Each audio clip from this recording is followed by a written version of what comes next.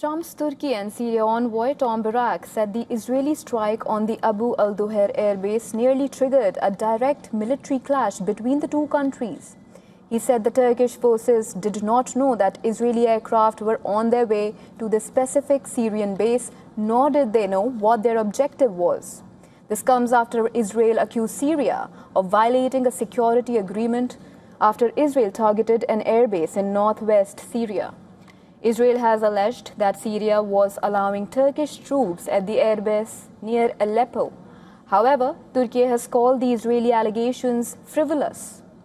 Israeli Prime Minister Benjamin Netanyahu's office says Syria was close to breaching a security understanding with Israel.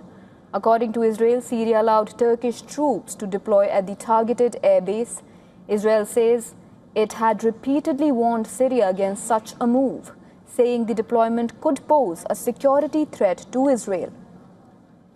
However, Israel did not directly claim responsibility for Tuesday's strikes in its initial statement. Israel has carried out hundreds of strikes in Syria since the fall of longtime Syrian leader Bashar al-Assad in late 2024.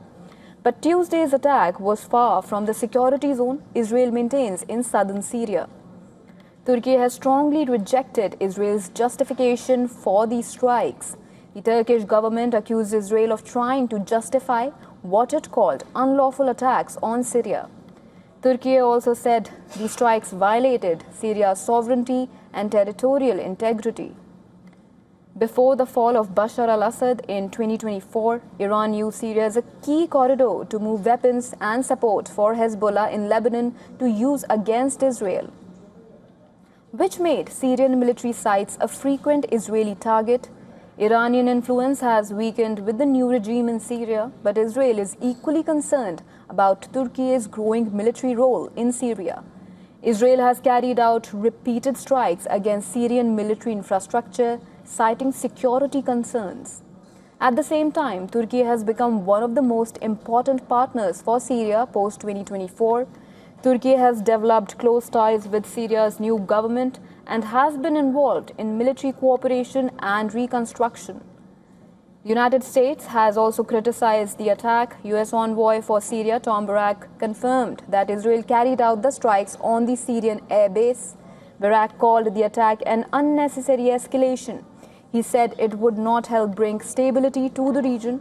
The U.S. envoy urged all sides to choose dialogue instead of further military escalation. The U.S. has been working to establish a de-conflict mechanism among Israel, Turkey, and Syria. The U.S. supports Israel's security but also wants stability in Syria.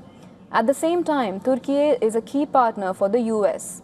Washington, therefore, does not want Israel and Turkey getting into a direct military confrontation.